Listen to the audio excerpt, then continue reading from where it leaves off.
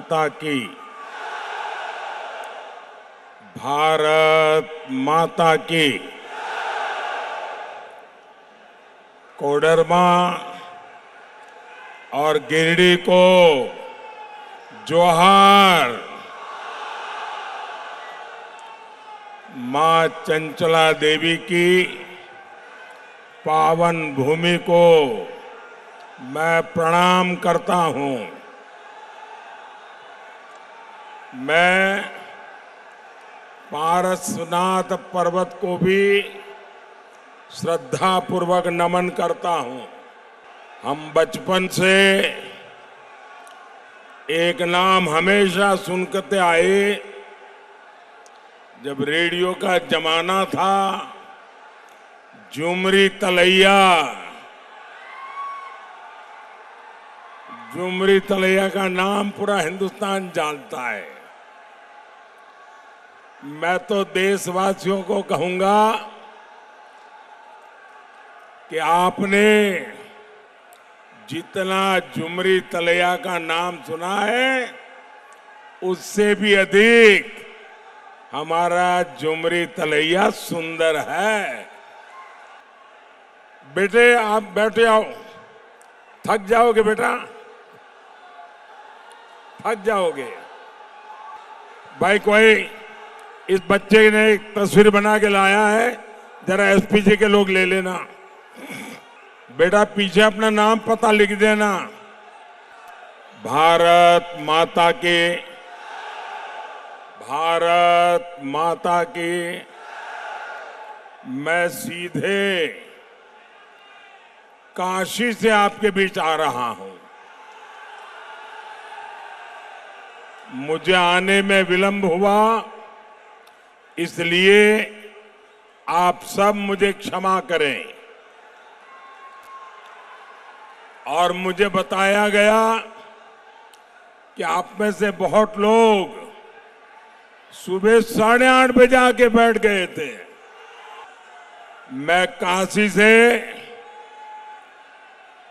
भगवान विश्वनाथ का, भोले बाबा का आप सबके लिए आशीर्वाद लेकर के आया हूं। मैं आज काशी में अपना नामांकन दाखिल करने के बाद ये मेरी पहली जनसभा है और मैं देख रहा हूं कि काशी हो या कोडरमा या गिरिडीह, एक ही बात गूंज रही है।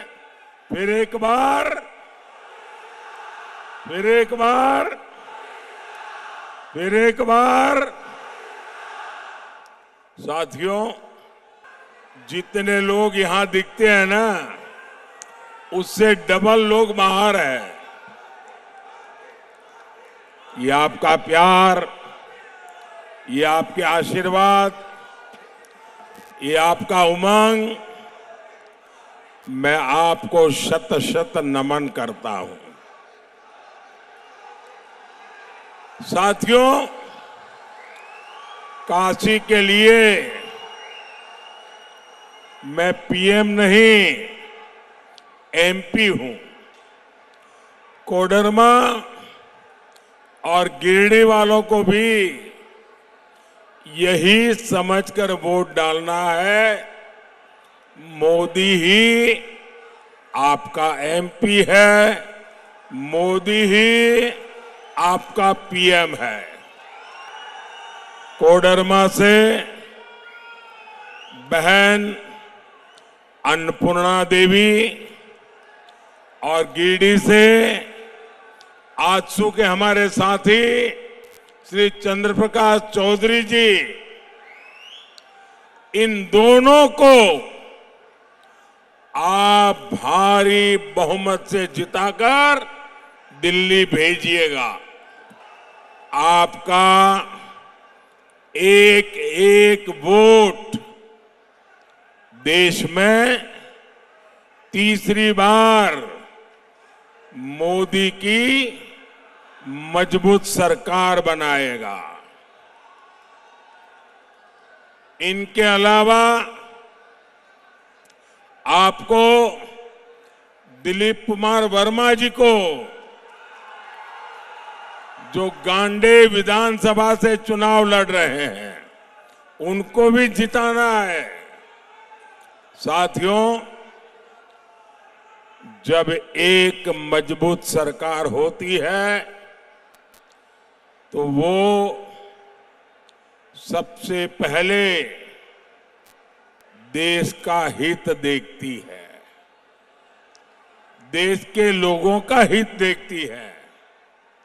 लेकिन जब देश में कांग्रेस जैसी कमजोर सरकार होती है तो वो देश को भी कमजोर कर देती है। ऐसी कमजोर सरकार कभी भी देशवासियों का भला नहीं कर सकती। कोडरमा और इस क्षेत्र के लोगों को इन्होंने दशकों तक कमजोर सरकारों का रवैया देखा है।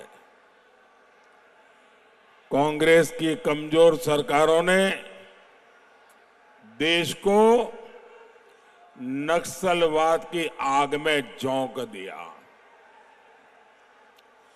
और नक्सलवाद ने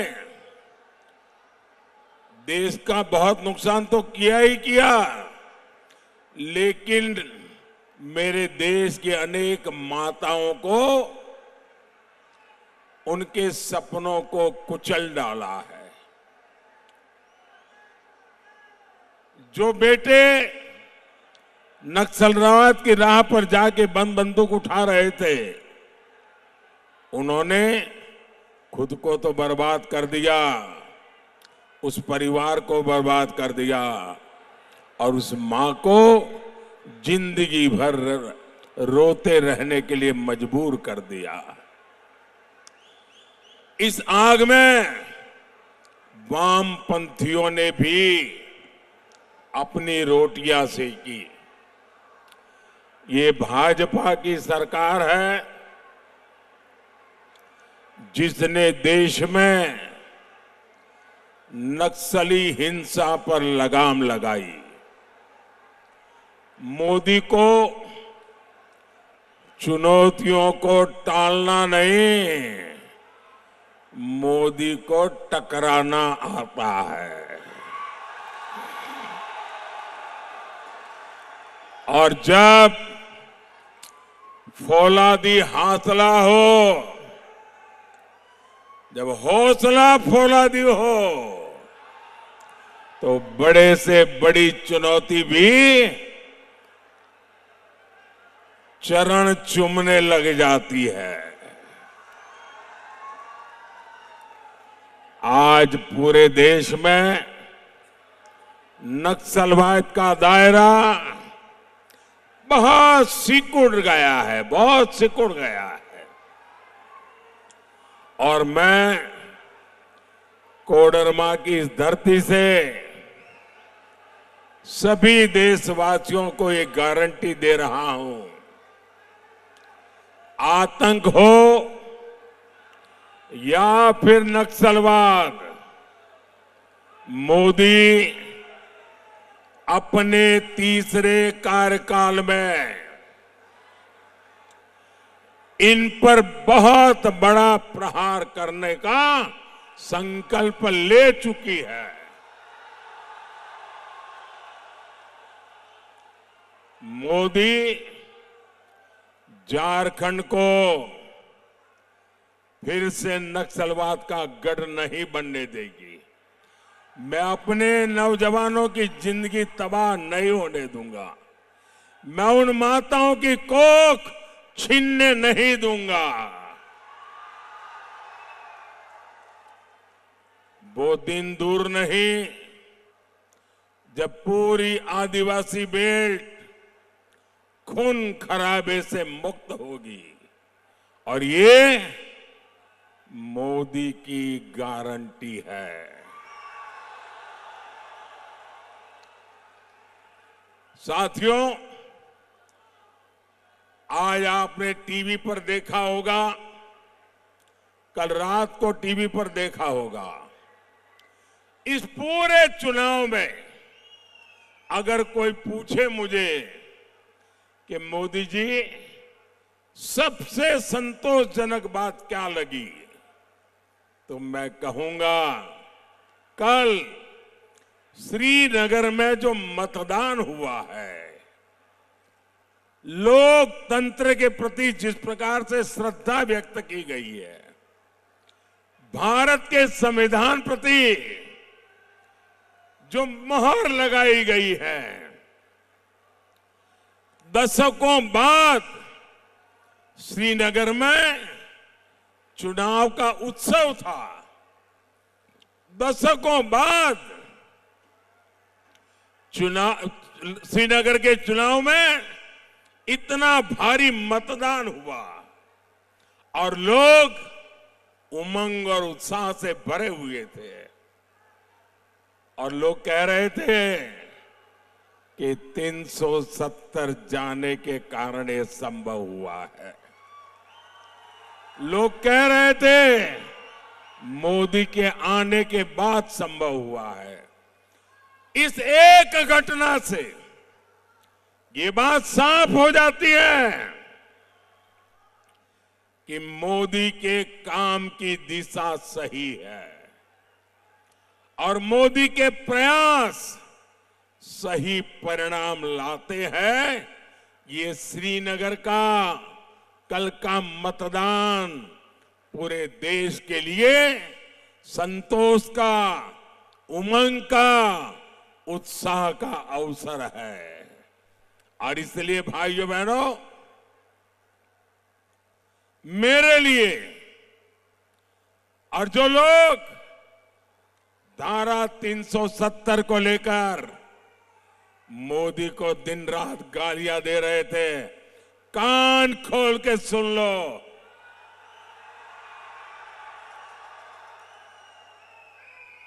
ये धारा 370 की दीवार हटी है, हमारे दिलों को जोड़ दिया है।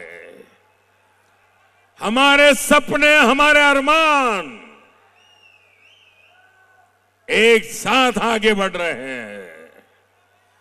भारत के लोकतंत्र के जीवन में इससे बड़ी कोई घटना नहीं हो सकती है। साथियों, जब मैं देश हित में इतने सारे काम कर रहा हूं, तो जामुमो कांग्रेस और आरजेडी वाले बौखलाए हुए हैं, संतुलन खो चुके हैं। यही कोडरमा में इंडी गठबंधन के एक नेता ने मुझे गोली मारने की बात कही थी।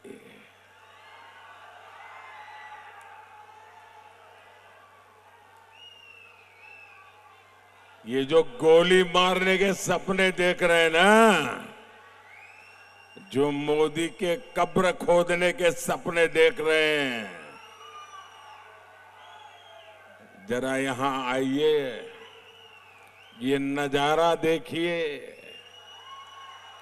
ये माताओं बहनों का प्यार देखिए। ये गोली मारने वालों, यही मेरा सुरक्षा कवच है, यही मेरा सुरक्षा कवच है। यही लोग मोदी को जीने की ताकत देने वाले लोग यहां बैठे। और जिस मोदी को गरीब से गरीब, अबाल वृद्ध सही, माता बहन सहित जब रक्षा कवच बन जाता है ना, तो मोदी को तो अमरत्व प्राप्त हो जाता है, अमरत्व प्राप्त हो जाता है। साथियों, मैं किसी राजघराने में पैदा नहीं हुआ हूं।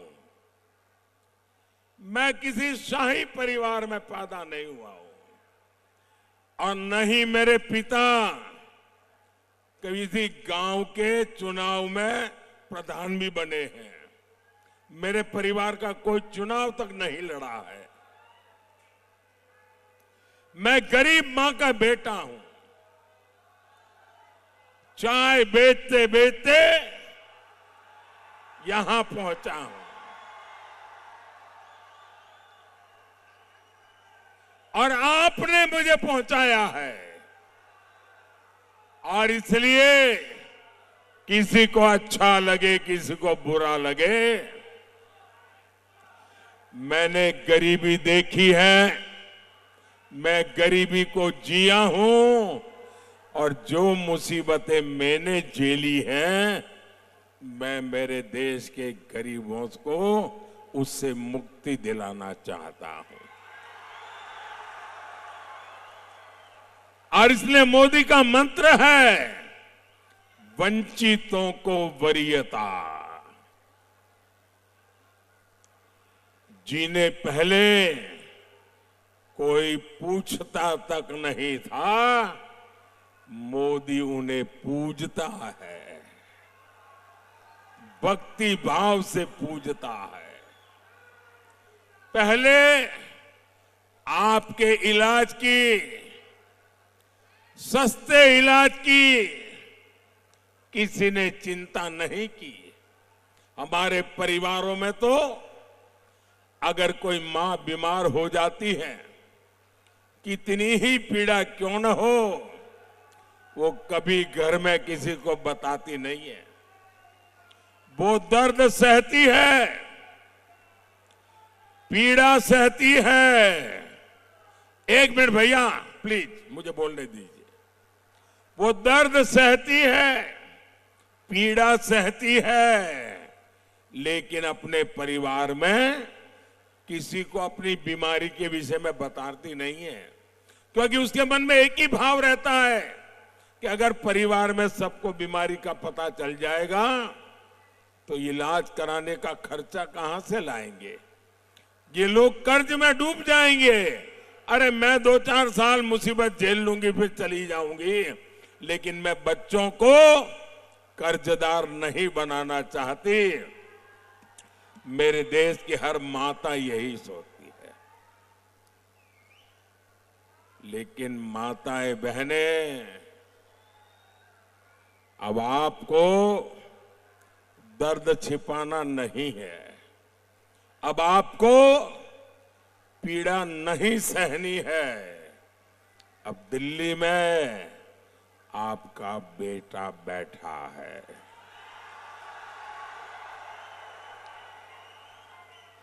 अब आपके इलाज की चिंता ये आपका बेटा करेगा। आपको एक पाई का खर्चा नहीं होगा, इलाज मैं करवाऊंगा। मैंने देश भर के मेरे गरीब भाई बहनों को कहा है, भाइयों बहनों, मैंने देवघर में एम्स बनवाया, हिंदुस्तान का बढ़िया से बढ़िया अस्पताल। देवघर एम्स से इस क्षेत्र के गरीबों को बहुत बड़ा सहारा मिला है। मोदी ने उन्हें अस्पताल में 5 लाख रुपए तक मुफ्त इलाज की सुविधा दी है। हर गरीब का सपना होता है उसके पास पक्का घर हो।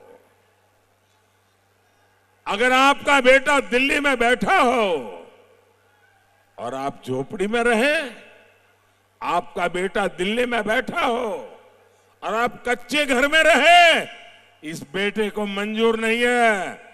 मैं हर गरीब परिवार को पक्का घर देना चाहता हूं। अब तक 4 करोड़ परिवारों को पक्के घर दे चुका हूं और तीसरे टर्म में आऊंगा। जो बच गए हैं ना, उनको भी पक्का घर दे के रहूंगा। ये मोदी की गारंटी है। मोदी ने कोडरमा, गिरिडीह में गरीब परिवारों को 1.25 लाख से ज्यादा पक्के घर बना के दिए हैं। और मेरी आपसे प्रार्थना है, आप जब गांव-गांव जाएंगे, अभी भी कहीं कोई नजर आए आपको जिसको पक्के घर की जरूरत है, उसका नाम पता लिख दीजिए, मुझे भेज दीजिए और उस मां बहन को कह देना कि मोदी की गारंटी है, तीसरी बार जब आएगा तो आपका घर भी पक्का हो जाएगा। मेरे लिए आप ही मोदी है, गारंटी दे देना। 7-8 साल पहले तक यहां करीब 2 लाख घर ऐसे थे जहां बिजली नहीं थी। मोदी ने अब उनके जीवन से अंधेरा दूर किया है, उनका घर रोशन किया है। मुफ्त राशन की योजना से भी यहां लाखों परिवारों को फायदा पहुंच रहा है। आज इतने साल हो गए, 80 करोड़ लोगों को मुफ्त में राशन मिल रहा है। मेरे पहले सोनिया बहन की एक रिमोट वाली सरकार चलती थी 10 साल पहले। उस समय के प्रधानमंत्री को पूछा गया कि आपके पास अनाज बिक रहा है, सड़ रहा है, आप गरीबों को क्यों नहीं देते? उन्होंने कहा मैं गरीबों को इतना दे नहीं सकता हूं, हमारे पास इतना नहीं है। जब आपका बेटा वहां बैठा ना, भूख क्या होती है वो मैं जानता हूं। और बच्चे भूखे होते हैं तो मां रात भर आंसू पीती रहती है, वो मैंने देखा है। और इसलिए मैंने तय किया, मैं गरीब का चूल्हा बुझने नहीं दूंगा। मैं गरीब के बच्चों को भूखे सोने नहीं दूंगा। और इसलिए 80 करोड़ लोगों को मुफ्त इलाज पहुंच रहा है। और मेरे भाइयों बहनों, लिख के रखिए, तीसरी बार आने के बाद अगले 5 साल भी मुफ्त राशन मिलता रहेगा। 4 लाख परिवारों का भी यहां पीने का शुद्ध पानी मिल रहा है। यहां लाखों किसानों को पीएम किसान सम्मान निधि का भी लाभ मिल रहा है। गरीब का ये बेटा आपके जीवन से हर परेशानी को समाप्त करने में जुटा है। और इसलिए मुझे आपका आशीर्वाद चाहिए, ताकि जो छूट गए हैं मैं उन लोगों तक भी मेरी ये सारी कार्यक्रम योजनाएं सुविधाएं पहुंचा सकूं। साथियों, जब दिल्ली में कांग्रेस जेएमएम लेफ्ट की सरकार थी, तब खनिज संपदा से निकला पैसा उस क्षेत्र को नहीं मिलता था, सीधे सरकार के खजाने में और कुछ चोरों के जेब में चला जाता था। यहां तो अभ्रक की कितनी सारी खदानें रही हैं, आपको क्या मिला? कोडरमा और गिरिडीह, उसको भी नाम मात्र के लिए कुछ मिल गया तो मिल गया। मोदी ने कहा ऐसा नहीं चलेगा। मोदी ने नई नीति बनाई, हमने डिस्ट्रिक्ट मिनरल फंड बनाया। अब मैंने तय किया है कि जिस जिले से खनिज संपदा निकलती है उसका एक हिस्सा उस जिले के लोगों की भलाई के लिए, उस जिले के विकास के लिए खर्च होना चाहिए। और इस योजना के तहत झारखंड को अब तक 12,000 करोड़ रुपए मिल चुके हैं। कोडरमा और गिरिडीह, उसको भी करीब 60 करोड़ रुपए उससे मिले हैं। ऐसे काम तभी होते हैं जब आपके लिए संवेदनशील हो, ऐसी सरकार हो।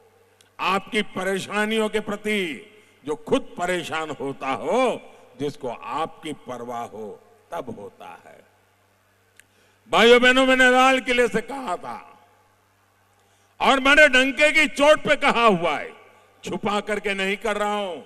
मैंने कहा था मैं भारत को भ्रष्टाचार, परिवारवाद और तुष्टीकरण से मुक्त होना के लिए अपना जीवन खपा दूंगा।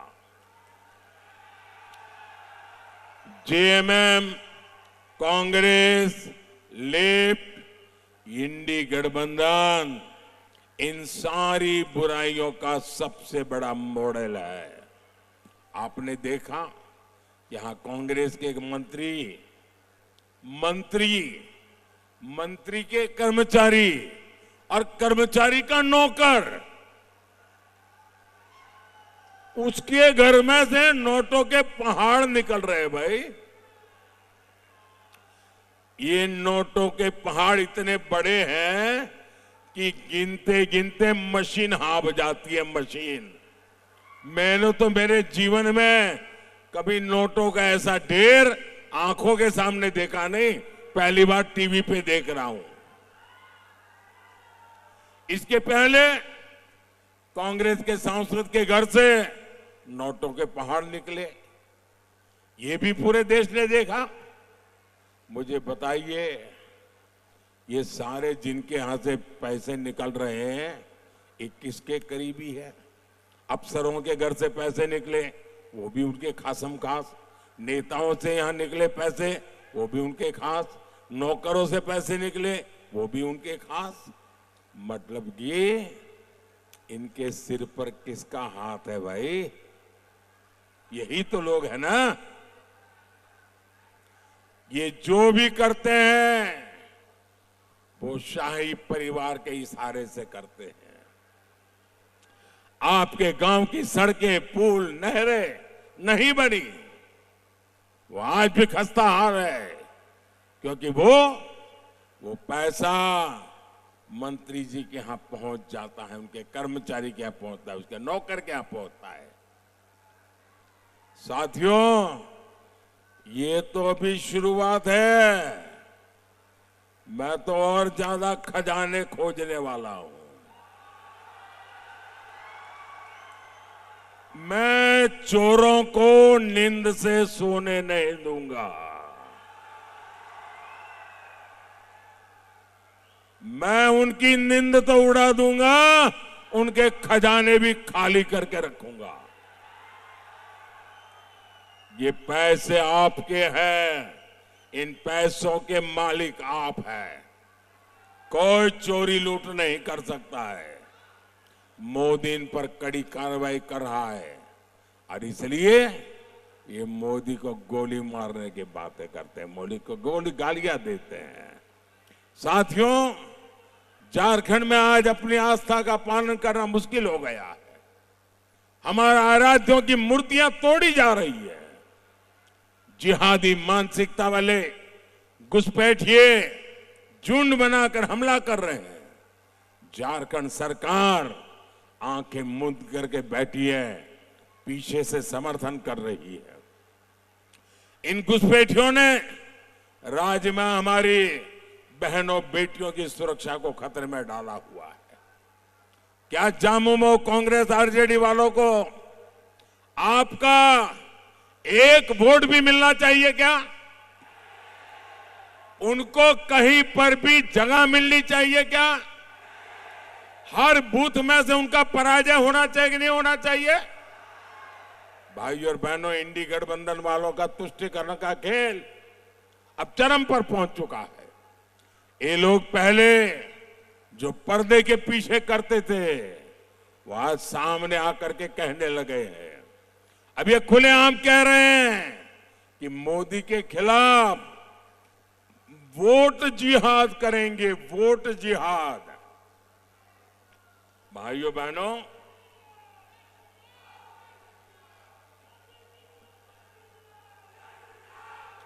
साथियों, 500 साल के बाद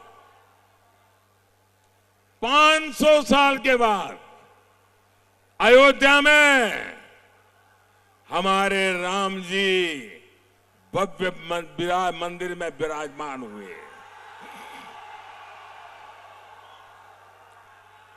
पूरा देश खुश हुआ कि नहीं हुआ? आप सब खुश हुए कि नहीं हुए? बोलिए जय श्री राम, जय श्री राम। लेकिन ये इंडिया अलायंस वाले, ये लोग राम मंदिर को लेकर भद्दी भद्दी बातें कर रहे हैं। आए दिन इन नेताओं को जो बयान आते हैं वो शर्मनाक बयान आ रहे हैं। कांग्रेस के कुछ लोग तो ये तक कह रहे हैं कि कांग्रेस सुप्रीम कोर्ट के फैसले को बदलने की साजिश कर रही है। और कांग्रेस के ही एक वर्षों तक कांग्रेस के नेता वो आजकल कह रहे हैं कि कांग्रेस ने तो तय कर लिया है कि अब रामलला को फिर से टेंट में भेजेंगे। क्या आप रामलला को टेंट में जाने देंगे? क्या देश में ऐसा पाप उनको करने देंगे? रामलला भव्य मंदिर में रहेंगे कि नहीं रहेंगे? ये कहते हैं राम मंदिर को ताला लगा देंगे। भाइयों और बहनों, मोदी की नीति एकदम साफ है। हमारी माताएं बहनें हर परिवार की बेहतरीन प्रबंधक होती है, इसलिए देश उनके इस कौशल के सदुपयोग के बिना विकसित नहीं हो सकता। तभी मोदी माताओं बहनों की सुविधा और समृद्धि के लिए हर योजना बना रहा है। यहां बहुत बड़ी संख्या में बहनें सहायता समूहों से जुड़ी है। 10 वर्ष में 10 करोड़ बहनों को ऐसे समूहों से हमने जोड़ा है। हमने पहली बार बहनों के भी बैंक खाते खुलवाए और समूहों के भी बैंक खाते खुलवाए। आज मोदी लाखों करोड़ रुपए की मदद इन समूहों तक पहुंचा रहा है। मोदी ने संकल्प लिया है कि हमारी सरकार 3 करोड़ बहनों को, ये आपके लिए खुशी की खबर है, 3 करोड़ बहनों को मोदी लखपति दीदी बनाएगा, लखपति दीदी बनाएगा। साथियों, विकास के, जन कल्याण के काम तेजी से पूरे हो, इसके लिए आपको बड़ी संख्या में मतदान करना है। घर घर जाना है, ज्यादा से ज्यादा मतदान करना है। हमें हर सीट नहीं, हर बूथ को जीतना है। आप घर घर जाइएगा और कहिएगा कि मोदी जी ने आपको जो हार कहा है, नमस्कार कहा है। और इस चुनाव में हमारे 2 लोकसभा के साथी और एक हमारे विधानसभा के साथी, मेरे इन तीनों साथी को आपको विजयी बनाना है। बोलिए भारत माता की, भारत माता की, भारत माता की। बहुत बहुत धन्यवाद। लाइव लगातार के वीडियो को लाइक करें, सब्सक्राइब करें और बेल आइकन को दबाना न भूलें।